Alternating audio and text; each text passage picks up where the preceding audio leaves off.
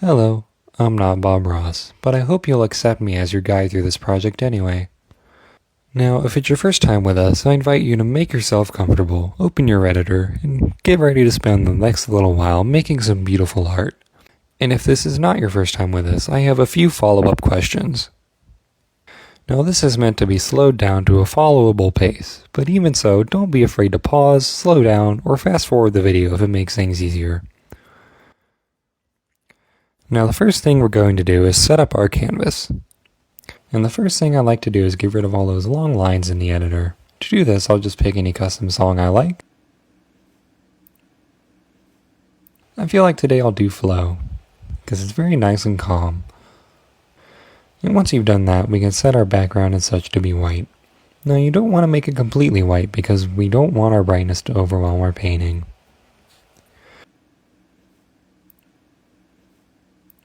Now, what I like to do is have 5 opacity groups. Don't get scared of the big words. All opacity means is how see-through or how transparent something is. I like to have 0, 0.2, 0.4, 0.6, and 0.8 for my groups so I can mix and match them to fine-tune my objects. The last thing we'll do before we get started is put down a little camera guide, something about like so. Now I'm going to start off with a little bit of a glow object and just spread it across the whole canvas. Now a lot of people get intimidated by the creating process, but don't worry, all anyone needs to get good at creating is just a little bit of practice and a good teacher.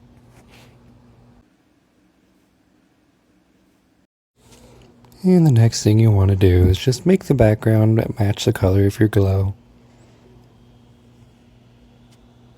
The next thing I'm going to do is take some of these glow objects and give it some blue so we can make our sky.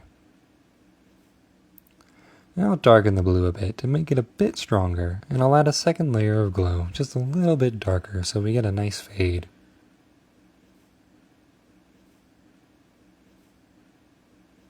What I'm going to do next is take this rock object because it has a very unique shape. This is one of my favorite objects. I'll change my glow block to be blue instead, to match the air outside. Because that's what air is. Air is blue, if you have a lot of it.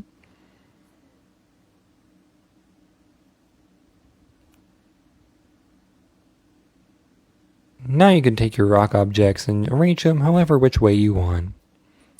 Normally I would make them black, but here they show up very dark, so I'll make them blue instead.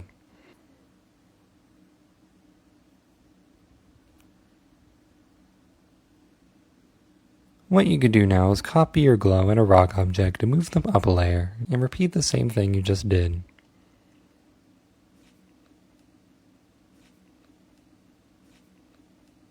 Now, you don't have to copy exactly what I'm doing. You can have your mountains however you want them, because art is about taking something we see and making it our own. It might look simple, but when things are far off in the background they have very little detail, and we save the detail for things that are close.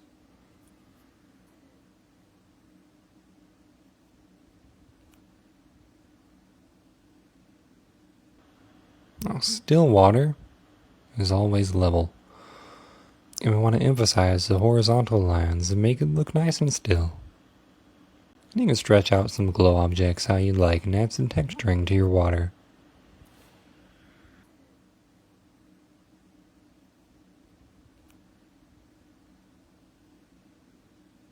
Now, particle objects are really useful because we can make intricate detail with just a single object.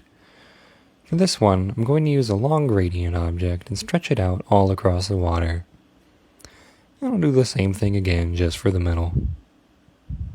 Okay.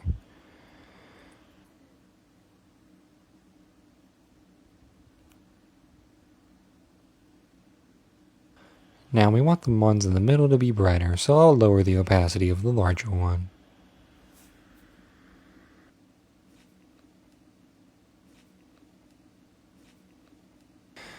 And what the heck, I'll put a little gradient in the bottom corners.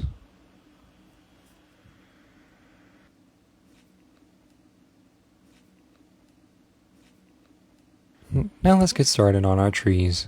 We don't need to make them super detailed, because when they're all clumped together, they all sort of help each other out like friends.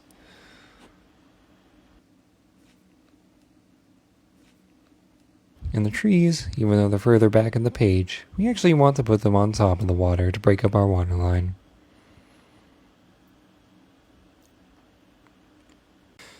And we're going to give our little tree some friends.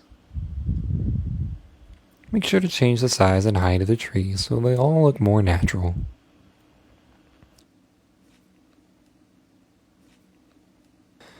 And we'll just do that all the way down the waterline.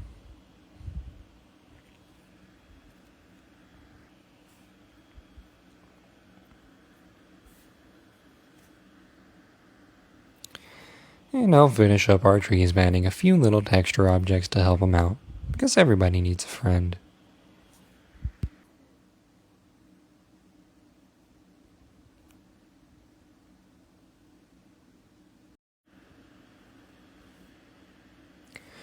Now we can add some mist to the waterline, help it blend together there. And all you need to do that is just take some glow and put it at the base of the trees.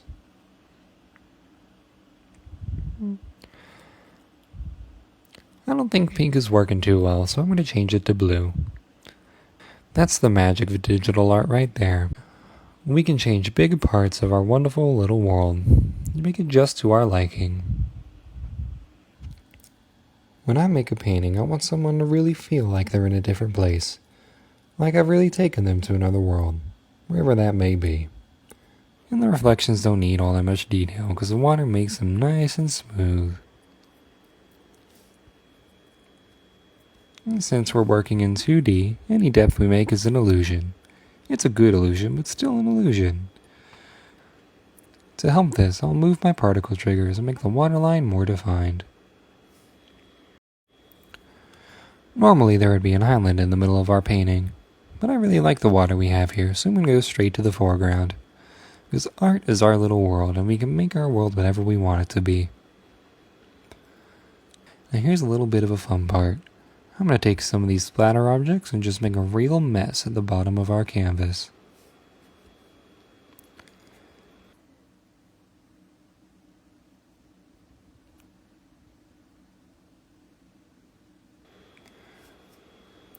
Our rock friends are coming back and they're going to help fill the gaps that our bushes and grass can't.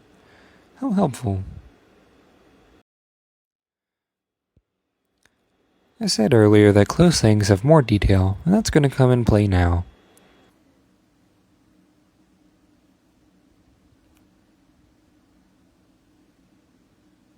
So I'll take a little smog object and use it to give our rock some texture.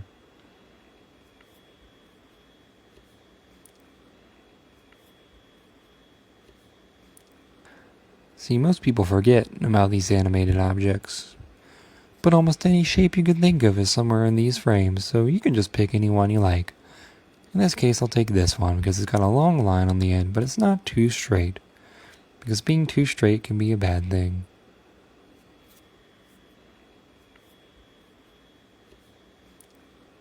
As we come to the end of our time together, we have one last tree to make. And it's a really close fellow, so I'm going to give him all the detail he needs. Now let's start by getting the rough shape with these log objects. The little thing to remember is that the top of the tree is thinner than the bottom.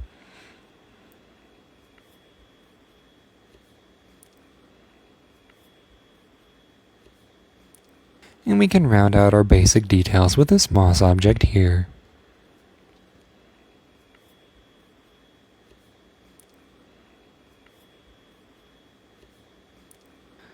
For our finer details, we'll want some support behind the tree.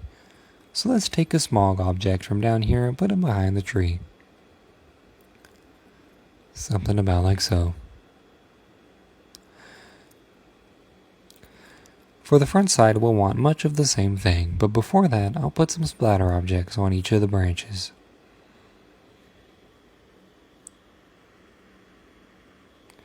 When you're done with that, you can stretch out one of our friendly smog objects and put them on each of the branches on top of the little splatter ones. From this point forward, we're just doing small little touch-ups here and there. Small tweaks, but nothing major. For example, you might want to brighten the side of the tree, or maybe you want to add some little clouds. And the last thing we'll do is write our name on the page. You can pick any font you like. I'm a big fan of font 7, so I'll choose that one. Just put your name on the page. I like to put mine in the corner, a bit out of the way, but you can sign your name however you want. It is your painting in your world. Once you're done with everything you want to do, now you can go ahead and hit save and play. See how your masterpiece looks. If you like, you can upload your masterpiece to the servers and comment the ID, and share your wonderful creation with the world. And there's no shame in anything anyone makes their world to be. If you enjoyed and want to see more, please subscribe, like, and share the video. I hope all of you go off to create more masterpieces. And I'll see you next time.